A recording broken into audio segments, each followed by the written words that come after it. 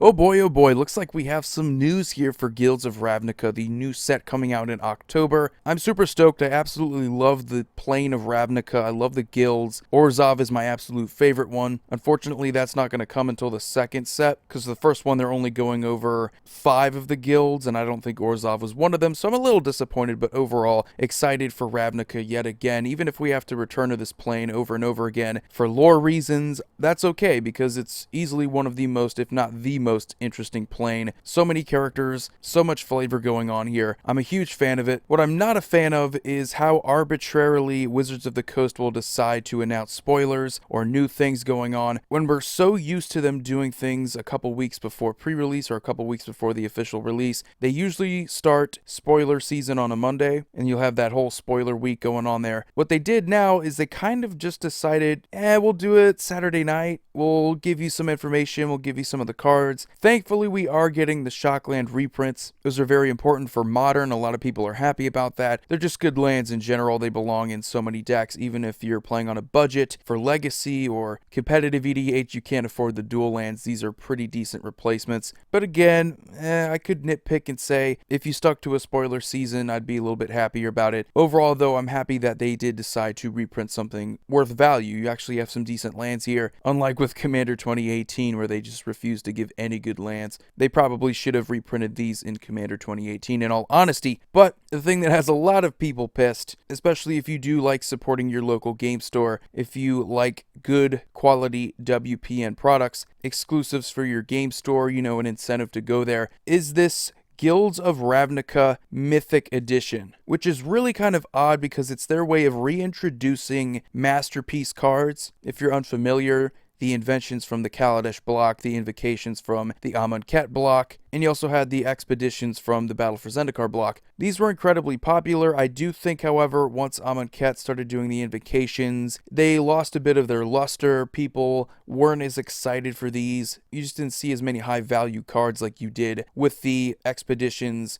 or even the inventions where you had some really cool artifacts. It just seemed to be a little all over the place with the invocations, but with the masterpieces this time around, they kind of wanted to go with Planeswalkers, which a buddy and I were talking a while ago, and we thought if they were ever going to do masterpieces again, they would probably end up doing Planeswalkers. However, the way that they're doing it now isn't really a lottery at all. In fact, all they're doing is just going to make you pay $250 MSRP for what is basically 24 packs of Guilds of Ravnica, 16 of which are going to be just regular Guilds of Ravnica packs, nothing special about them. 8 of them are going to be Masterpiece boosters, which will all 8 of them, I'm guessing, are going to contain each individual masterpiece. And real quickly, I'm just going to list off the Planeswalkers that are going to be a part of it. Elspeth Knight Errant, Liliana the Last Hope, Duretti, Ingenious Iconoclast, Nicol Bolas Planeswalker, Ral Izzet Viceroy, which is the new Ral Zarek. He'll be from the Guilds of Ravnica set. Teferi, Hero of Dominaria, which he is kind of valuable now. You have Tezzeret, Agent of Bolas, which is an awesome one for Commander. And you have the new Vraska, which will be brand new Planeswalker for this set. Those are the 8 Planeswalkers. Those are going to be the ones that are the invocation masterpieces this time around, but it's not going to be a lottery at all. These are the exact 4 that you're going to get. You're guaranteed to get these, and you should be for $250. You shouldn't have to depend on a lottery to get the cards that you really want. The problem that I have with this is that it just seems really lazy. It seems like they could have done this the same way that they did previous lottery cards, and I probably wouldn't have a problem with it. But it's a product that they could have easily have sold through the local game stores, but they're doing it differently now. Instead of being able to go to your local game store to get something like this, you have to actually order it through the Hasbro Toy Store website, whatever it's called, and you basically get it directly from them. They're cutting out the middleman, basically trying to make as much money off of this as possible. I just have to reiterate, this is why local game stores are suffering. Very little effort from Wizards of the Coast to actually help them out. This is in combination with things like the counterfeit problem. It can be very risky if you're wanting to start up your own store, because think of all the legal issues you might have if you're accidentally going to sell someone a counterfeit card. Counterfeits are pretty good now. You never know. Some people might actually be fooled by them. All it takes is that one mistake and you may no longer have a card store. You may no longer have a livelihood. It's very risky now to be a local game store. I don't think this is really going to help them out. I've complained about their lack of WPN success in recent years, but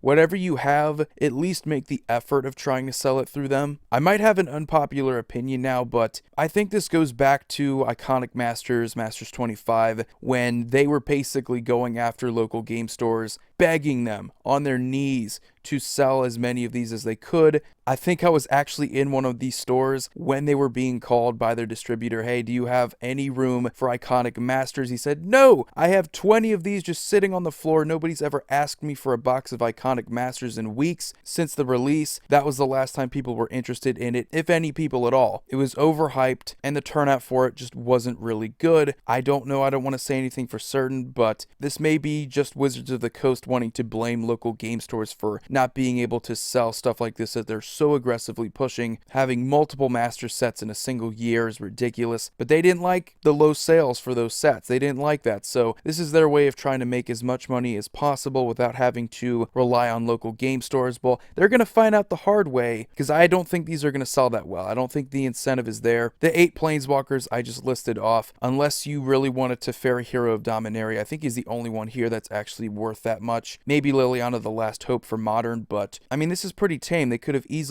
have put in Liliana of the Veil, the 7 mana Karn Liberated, both of which are pretty expensive Planeswalkers, would have been perfect for this kind of thing. Actually would have felt like masterpiece cards. And just looking at the artwork, it doesn't even look like anything special. It looks like something a person who's a fan of altered art would do, which, in all honesty, if I'm going to get a card altered, the special thing about it is that it's unique. It feels like something someone did specifically for me. While these don't look terrible, it just doesn't look like anything special. Will these be foil? Probably. But beyond that, I don't really know what else to say about them. I mean, I guess they're cool. If you're really into this kind of thing, then go for it. But I would highly recommend that you stay away from this. I don't think it's going to be worth the $250, especially if it's only 24 packs in total. Doesn't really seem like a good deal. Even if they are going to be reprinting the Shocklands in this set, it just doesn't seem like enough incentive if you're going to be spending 250% more for a booster box that is going to contain significantly less. But I just don't really see people in a rush to go on Hasbro's website to go and buy this. It just doesn't seem like something people are going to do. Part of the fun of buying a booster box is getting together with friends and potentially drafting or filming yourself opening it. So unless you're a YouTuber, unless you like openings, unless you want to do openings, I don't really see any real reason why this is going to be better for you than just buying a normal booster box for close to 100 MSRP.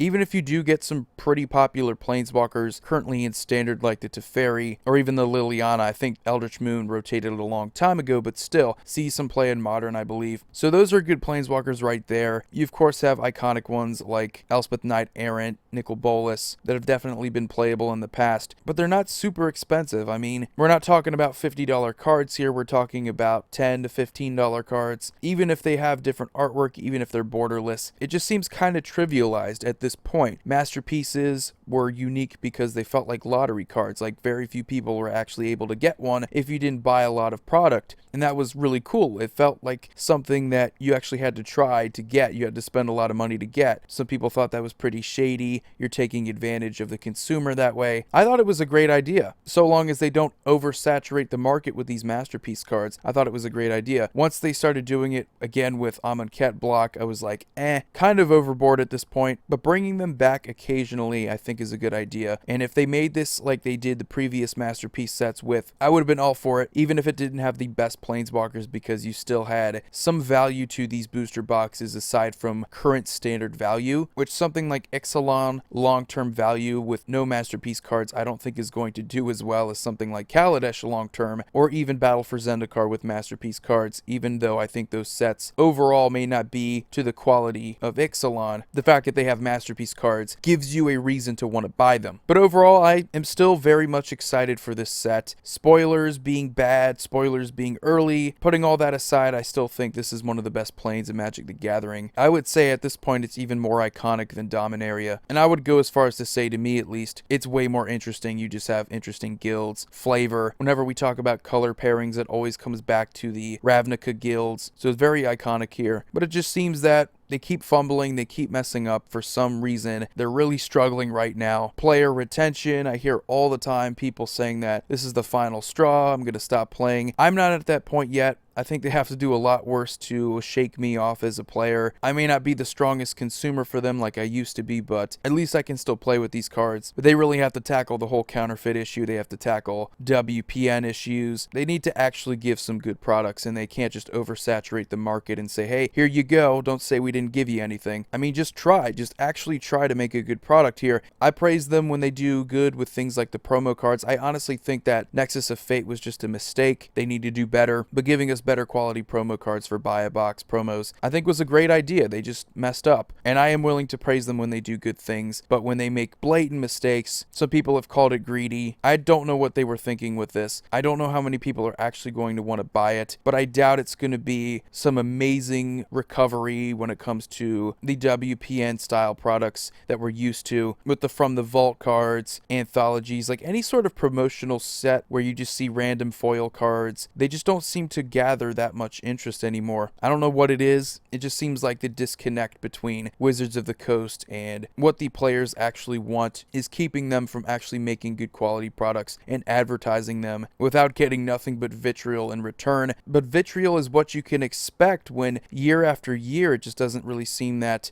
you're learning from your mistakes. I'm not a complete cynic. I'll give it a chance, although I don't think it's going to be a good one. Guilds of Ravnica Mythic Edition may actually surprise me. I don't know. Value-wise, I don't think this is going to really impact something like Teferi if he's still good. In Standard, he's still going to be expensive. I know another fear is that LGSs like to hike up certain prices for these WPN products, and that's why people don't like their local game stores. I'm not saying they have the moral high ground here, like every single LGS is just perfect. You have some really shady people, but overall, I do think that there are some honest, hardworking people who are being hurt by this. Local game stores don't deserve as a whole to be judged by the few people who take advantage of WPN exclusiveness by marking up the prices of these insanely high. But hey, they are also the face of your game. I mean, Friday Night Magic is the cornerstone, basically the lifeline for this game. If people aren't going out to stores wanting to play, why are they buying your game? I mean, this isn't just a collectible card game, it's a game you play with. Send them to the local game stores. It's always been a good thing for this game. If the local game stores die, you might find it harder to sell your cards. That's just me, that's just my opinion. You guys have a wonderful day. Voidier signing off. See you all next video.